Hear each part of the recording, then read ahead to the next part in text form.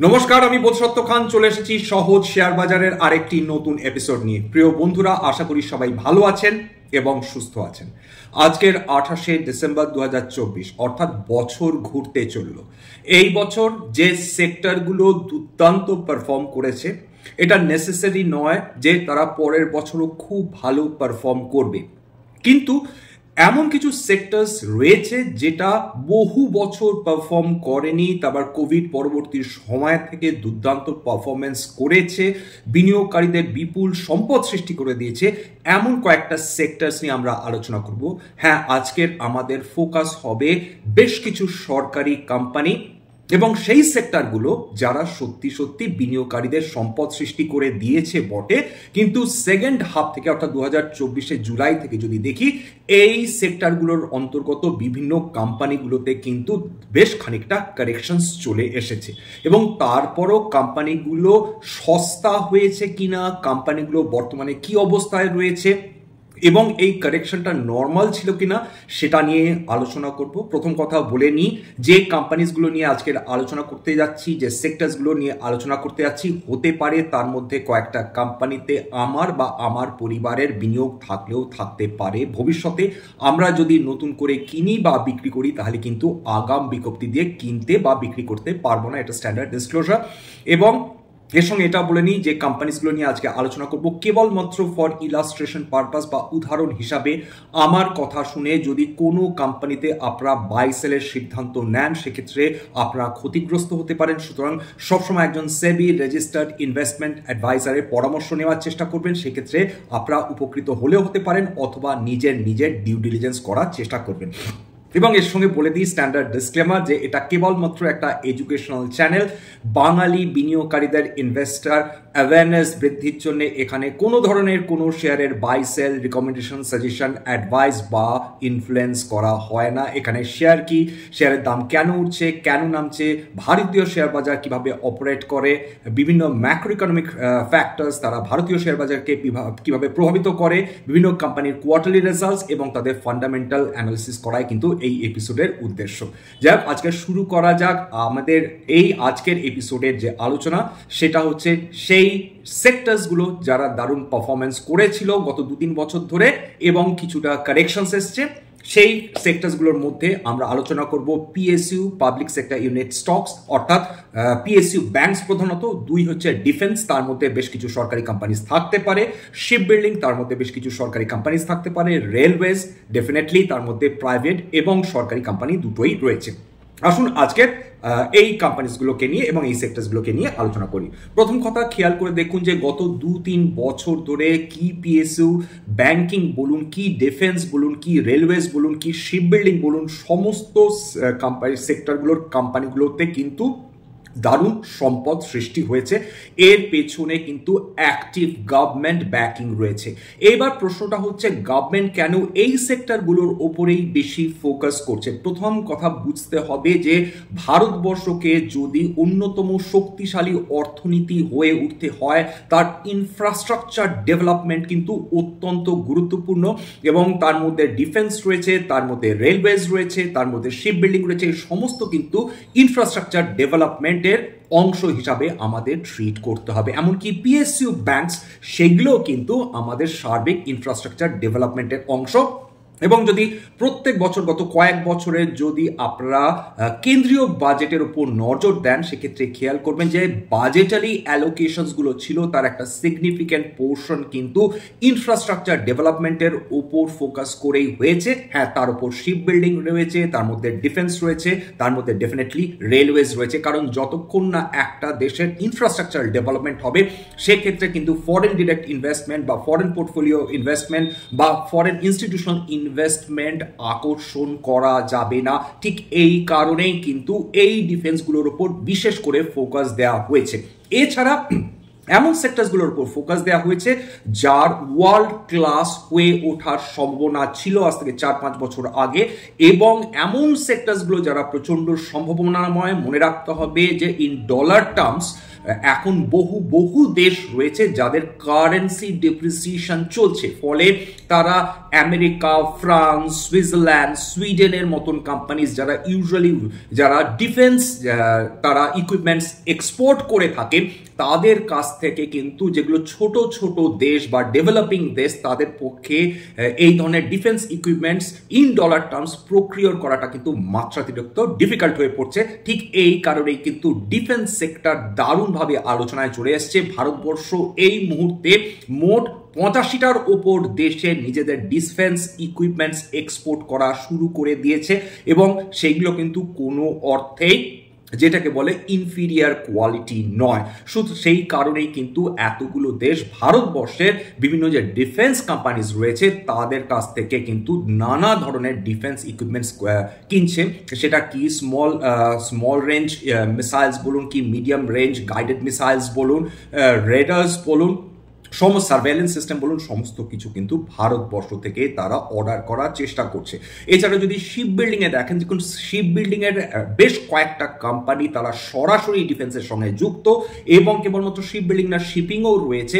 এই ship building এবং shipping থেকেও কিন্তু বিভিন্ন দেশ, এমনকি ইউরোপিয়ান দেশগুলো অবধি তারা কিন্তু এই ধরনের বিভিন্ন ধরনের জাহাজ তারা অর্ডার করছে আমাদের দেশের কোম্পানিগুলোর কাছ থেকে, এবং এই কারণেই এই সেক্টরসগুলো বা এই কোম্পানিজগুলো এই প্রভূত ওয়েলথ ক্রিয়েশন দেখেছে, বা ভবিষ্যতেও হয়তো বা তাদের এই প্রভূত ওয়েলথ ক্রিয়েশন জারি থাকবে। এবার চলে আসি, আমি একটা ইনফরমেশন নিয়েছি এনডিটিভি এবং ইলোরা ক্যাপিটাল তাদের কাছ থেকে, যে ভারতবর্ষে এই মুহূর্তে যে বিপুল পরিমাণ অর্ডার বুক অপেক্ষা করছে বিভিন্ন ডিফেন্স কোম্পানিজগুলোর জন্য, তার কারণ সরকার হোল্ড করে রেখেছিল, পুরোটা ডিসবার্স করেনি, অর্থাৎ ডিফেন্সের জন্য বাজেটারি যে অ্যালোকেশন ছিল তার একটা সিগনিফিক্যান্ট পোর্শন এখনো খরচ করা হয়ে ওঠেনি। সামনের কয়েক মাস বাকি আছে, এবং এক্সপেক্ট করা যাচ্ছে যে সামনের 3 মাসের মধ্যে এই ধরনের কোম্পানিজগুলো কিন্তু এই ধরনের অর্ডার বুক পেতে পারে। এটা ইলোরা ক্যাপিটালের বক্তব্য। তার মধ্যে হিন্দুস্তান এরোনটিক্স লিমিটেড রয়েছে এবং গার্ডেন রিচ শিপইয়ার্ড। এবার একটু বলে নিই যে এই যে কোম্পানিজগুলো প্রকৃত অর্থে তারা অর্ডার পাবে কিনা, 3 মাসের মধ্যেই সে অর্ডার পাবে কিনা, বা আদৌ এত কোটি টাকার অর্ডার পাবে কিনা, সেটা তো ভবিষ্যৎ বলে। এটা কেবলমাত্র একটা ইনফরমেশন আপনাদের সামনে তুলে দিলাম, যেটা ইলোরা ক্যাপিটাল মনে করছে। এবার চলে আসছি হচ্ছে শিপ বিল্ডিং এর মধ্যে আজকে যে কোম্পানিজগুলোকে নিয়ে অর্ডার যেগুলো আলোচনা করব, তার মধ্যে ম্যাসগাঁও ডক শিপইয়ার্ড রয়েছে, কোচিন শিপইয়ার্ড রয়েছে, এবং জিআরএসসি অর্থাৎ গার্ডেন রিচ শিপ বিল্ডার্স এবং ইঞ্জিনিয়ার্স লিমিটেড রয়েছে। এই কোম্পানিজগুলোর আমরা বিভিন্ন প্যারামিটার্স দেখব, তাদের কারেন্ট যে প্রাইস রয়েছে, অর্থাৎ বর্তমান 27শে ডিসেম্বর শুক্রবার দিনের শেষে ট্রেডিং এর পর তাদের যে দাম দাঁড়িয়েছে সেটা, এবং তাদের 52 সপ্তাহের উচ্চতা, সেটা নিয়ে আলোচনা করব। কেনই আলোচনা করব, সেক্ষেত্রে আমরা বুঝতে পারবো যে উচ্চতায় এই কোম্পানিজগুলো উঠেছিল সেখান থেকে ঠিক কতটা কারেকশন হয়েছে, যার ফলে বর্তমানে তাদের এই দাম দাঁড়িয়েছে। 2 নম্বর ডিফেন্স স্টকের মধ্যে যেগুলো নিয়ে আজকে আলোচনা করব, তার মধ্যে হিন্দুস্তান এরোনটিক্স রয়েছে, Bharat dynamics, BEML limited, MTAR technologies এবং পরশ ডিফেন্স। রেলওয়েজ এর মধ্যে আলোচনা করব IRCTC, IRFC, RVNL, RailTel corp, Texmaco, rail Jupiter wagons, Titagarh rail systems. PSU যদি ব্যাংকসগুলোর মধ্যে আমরা আলোচনা করব, মানে যেগুলো রয়েছে তার মধ্যে উল্লেখযোগ্য যে ব্যাংকসগুলো রয়েছে সেগুলো নিয়ে আজকে আলোচনা করব। State Bank of India, Bank of Baroda, Punjab National Bank, Canara Bank, Union Bank, Indian Bank প্রভৃতি। আসুন শুরু করা যাক আজকের এই কম্পারেটিভ আলোচনা। প্রথমেই শুরু করছি হচ্ছে শিপ বিল্ডিং নিয়ে। শিপ বিল্ডিং এর মধ্যে আমরা যে প্যারামিটার্স গুলো বেস করে আমরা আলোচনা করব সেটা হচ্ছে price to earnings, 52x high, 52x low, return on capital employed, return on equity এবং প্রাইস আর্নিংস গ্রোথ। হ্যাঁ, প্রাইস টু বুক ভ্যালু আমি এখানে ইনক্লুড করিনি, ডেফিনেটলি সেগুলো যখন সুযোগ হবে প্রাইস টু বুক নিয়ে আলোচনা করব, যখন স্টক স্পেসিফিক আমাদের আলোচনা হবে। দেখুন ম্যাসগাঁও ডক নিয়ে আলোচনা করি, অনেকটাই প্রাইস টু আর্নিংস নেমে এসেছে 36.4, 52x হাই এর উপর নজর দেখুন, 2930 টাকা, 52x লো ছিল 898 টাকা একদম বছরের শুরুর দিকে। সেখান থেকে প্রায় 3 গুণ বৃদ্ধি পেয়ে কিন্তু 52x হাইয়ে পৌঁছেছিল, তারপর কারেকশনস এসছে। রিটার্ন অন ক্যাপিটাল এমপ্লয়েড দুর্দান্ত 44.2, রিটার্ন অন ইকুইটি খুব ভালো 35.2, প্রাইস আর্নিংস গ্রোথ মোটামুটি ফেয়ার ভ্যালুর কাছে 1.23, কারেন্ট প্রাইস চলছে 2317, অর্থাৎ প্রায় ধরে নেওয়া যেতে পারে প্রায় 20 মোটামুটি 30% মতন কারেকশন এসছে তাদের 52 হাই থেকে। Cochin shipyard price to earnings একটু উঁচুর দিকে, আপার সার্কিট খেয়েছে শুক্রবার 45.7 তার price to earnings, 52 high 2979, 52 low ছিল মাত্র 611, অর্থাৎ 4.5 গুণ বৃদ্ধি হওয়ার পর কিন্তু কারেকশন এসছে। Return on capital employed reasonable 21.6 অর্থাৎ ভালো, return on equity reasonable 17.2। Price to earnings গ্রোথের দিক থেকে এটা বেশ চড়া 4.06, কারেন্ট প্রাইস 1539, অর্থাৎ তার লাইফ হাই থেকে প্রায় 50% কারেকশন হয়েছিল, তারপর কিন্তু স্টক প্রাইস অ্যাপ্রিসিয়েশন হয়েছে, এখনো প্রায় 40% মানে 52 হাই থেকে নিচে রয়েছে। Garden Reach shipyard price to earnings 50.5, 52 high ছিল 2835 টাকা, 52 লো ছিল 673 টাকা। খেয়াল করে যদি দেখেন যে মাত্র 6 মাসের মধ্যে এদের কিন্তু এরা বিনিয়োগকারীদের জন্য সম্পদ কিন্তু 3 গুণ 4 গুণ তৈরি করে দিয়েছিল, সেখান থেকে যদি 30-40% কারেকশন আসে সেক্ষেত্রে কিন্তু অবাক হওয়ার মতন বিশেষ কোনো কারণ নেই, এবং এটাকে বেশ স্বাস্থ্যকর কারেকশন হিসাবেই কিন্তু আমাদের দেখতে হবে। Return on capital employed 27.4, return on equity 22.2, price to earnings growth একটু সামান্য বেশি 1.98, কারেন্ট প্রাইস 1696, অর্থাৎ 52 হাই থেকেও মোটামুটি প্রায় 40% মতন কারেকশন এসছে বলা যেতে পারে। চলে আসি হচ্ছে ডিফেন্স সেক্টরে। ডিফেন্স সেক্টরে হিন্দুস্তান এরোনটিক্স একটা ব্লু চিপ কোম্পানি ধরা যেতে পারে, বহু বছর কিছুই করেনি, চুপ করে বসেছিল 7-8 বছর ধরে লিটারালি, তারপর কিন্তু একটা প্রাইসে এক্সপ্লোশন এসছে শেয়ার প্রাইসে। প্রাইস টু আর্নিংস 33.4, 52 হাই ছিল 5675, 52 লো এক্স্যাক্টলি প্রায় অর্ধেক হয়ে গেছিল 2747, সেখান থেকে বেশ খানিকটা অ্যাপ্রিসিয়েট করেছে হ্যাল। রিটার্ন অন ক্যাপিটাল এমপ্লয়েড খুব ভালো 38.9, রিটার্ন অন ইকুইটি 28.9, খুবই ভালো। Price earnings growth fair value একটু উপরে 1.26, কারেন্ট প্রাইস 4233, অর্থাৎ মোটামুটি বলা যেতে পারে প্রায় 30% এখনো 52 হাই থেকে নিচে ট্রেড করছে। ভারত ডায়নামিক্স লিমিটেড একটা small cap company, high price to earnings এখনো রয়েছে কারেকশনের পর 79.5, 52 হাই গিয়েছিল 1795, 52 লো ছিল 776, return on capital employed 24.2, return on equity 17.9, price earnings growth রেশিওর তরফ থেকে কিন্তু অত্যন্ত চড়া 10.3, কারেন্ট প্রাইস 1200। BEML লিমিটেড এটা একটা small cap company, 59.4 price to earnings ratio, 52 high গিয়েছিল 5489 টাকা, 52 লো 2672 টাকা, রিটার্ন অন ক্যাপিটাল এমপ্লয়েড মোটামুটি 15.2, return on equity average 11, price earnings growth চড়ার একটু সামান্য চড়ার দিকে 1.71, কারেন্ট প্রাইস 4073, অর্থাৎ এখান থেকেও প্রায় মানে 52 হাই থেকেও কিন্তু প্রায় 30% কারেকশনেই এখন বা ডিসকাউন্টেই এখনো ট্রেড করছে।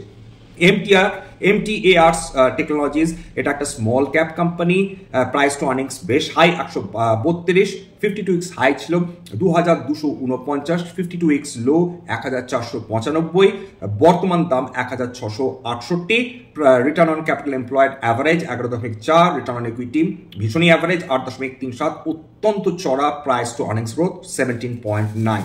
চলে আসি হচ্ছে পরশ ডিফেন্স, হাই পি 96.9, 52 হাই 1593, 52 লো 609, হাই যেটাকে বলা যেতে পারে price to earnings growth ratio সেটা হচ্ছে প্রায় 10.1, এবং যেটা return on equity 10.3, return on capital employed 10.3, return on equity 7, আহামরি কিছু নয়।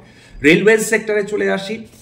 রেলওয়ে সেক্টরের মধ্যে IRCTC একটা মোনোপলি কোম্পানি, নিজের সেক্টরে তাদের নিজস্ব হোটেলস রয়েছে, তাদের নিজস্ব যেটাকে বলে বিশ্রামের ঘর রয়েছে, তারা খাদ্য বিক্রি করে, তারা জল বিক্রি করে, সমস্ত টিকিট IRCTCর মাধ্যমেই কাটা হয় ভারতবর্ষে এখন অব্দি। প্রাইস টু আর্নিংস 51.8, 52 হাই ছিল 1148, 52 লো গতকালই গিয়েছিল 777 টাকা, return on capital employed excellent 53.8, return on equity excellent 40.4, সামান্য মানে প্রাইস আর্নিংস গ্রোথের তরফ থেকে সামান্য উঁচুতে 1.61, বর্তমান দাম 779, অর্থাৎ 52 লো এর কাছেই ঘোরাফেরা করছে।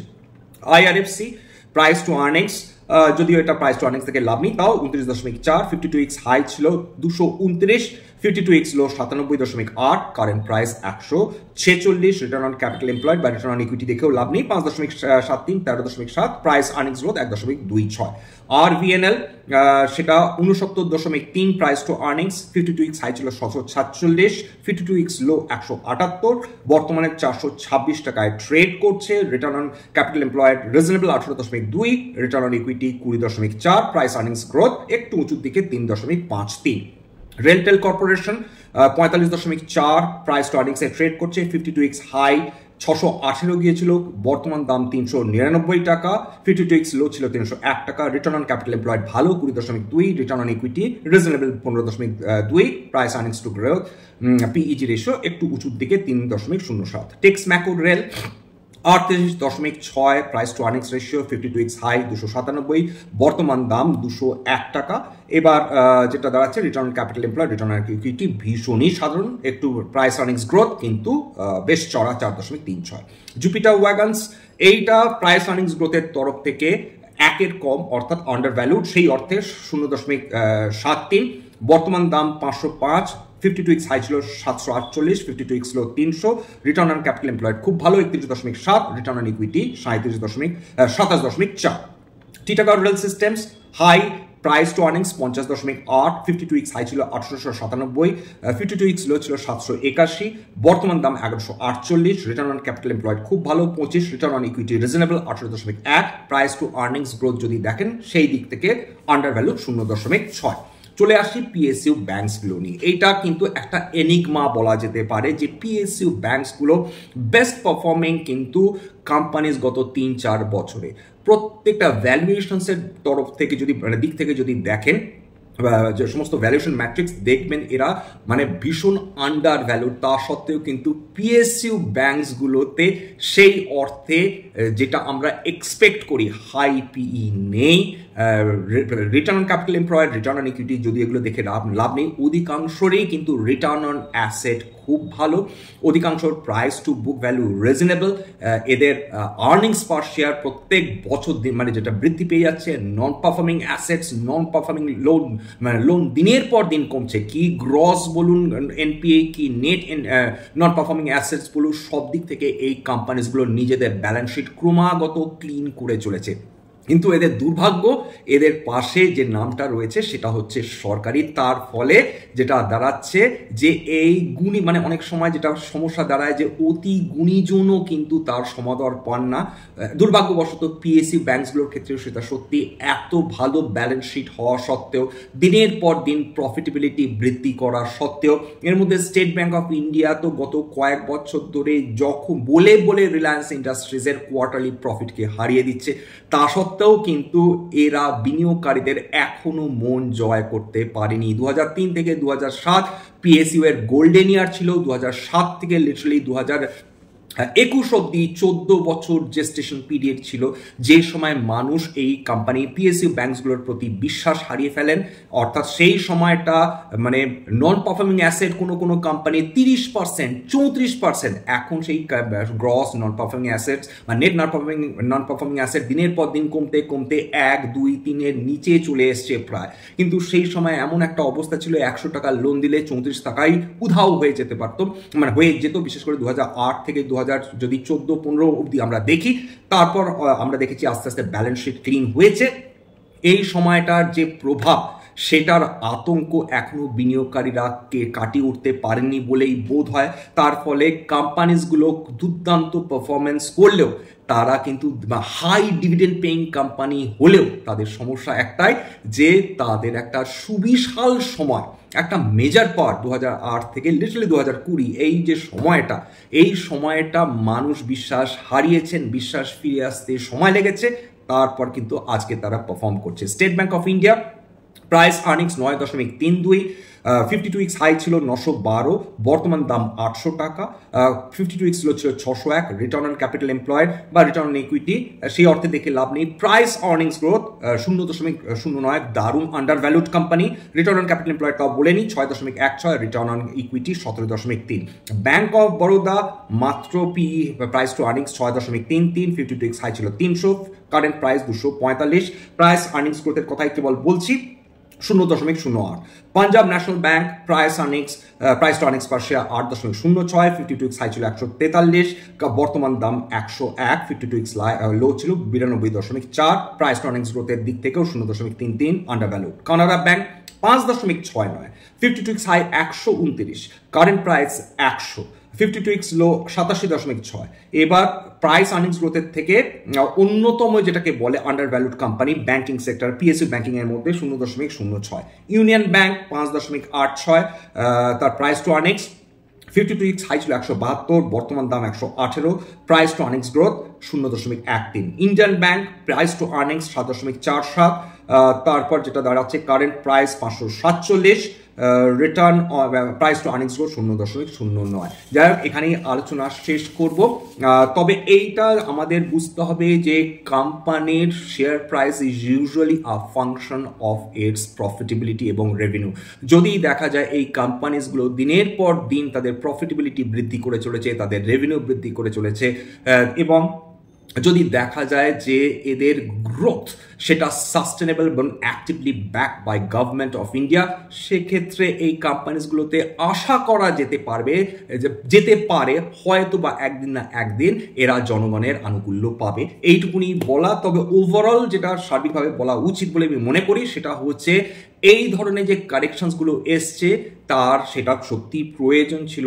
যে কোম্পানিজগুলো আলোচনা করলাম নিঃসন্দেহে তার মধ্যে অধিকাংশ কোম্পানি ফান্ডামেন্টালি ভীষণ সাউন্ড কোম্পানি, কিন্তু যেটা দাঁড়াচ্ছে সেটা ভারতবর্ষের স্টক মার্কেটে কারেকশন এসছে, তার প্রভাব যেভাবে অন্যান্য সেক্টরসের ওপর পড়েছে ঠিক একইভাবে এই সেক্টরসগুলোরও ওপর পড়েছে। অত্যন্ত হাই প্রাইস টু আর্নিংসে ট্রেড করছিল যখন তাদের 52 উইকস হাই ছিল, সেখান থেকে যে কারেকশন এসছে সেটা যারা বিনিয়োগকারী তাদের জন্য নিঃসন্দেহে ভালো, এটুকুনি বলা যেতে পারে। যাই হোক, ভবিষ্যতে 2025-এ আমরা প্রত্যাশা করব যে ভারতবর্ষ আবার একটা খুব সুন্দর শেয়ার বাজার দেখুক।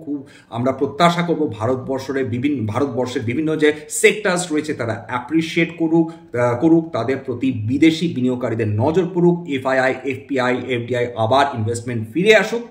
তাহলে কিন্তু ভারতবর্ষের অর্থনীতি আরো বেশি আরো শক্তিশালী হয়ে উঠবে। 2025-এর জন্য এটাই থাকবে আমাদের প্রত্যাশা। এখানেই শেষ করব। সবার শেষে বলি, যদি এই ধরনের এপিসোডস আপনাদের ভালো লাগে প্লিজ একটা লাইক দেবেন, প্লিজ সাবস্ক্রাইব করবেন, এবং যদি সত্যি মনে হয় বাঙালি ভাই বোনদের কাজে লাগবে প্লিজ নিজের গ্রুপে শেয়ার করে দেবেন। আজকের জন্য নমস্কার।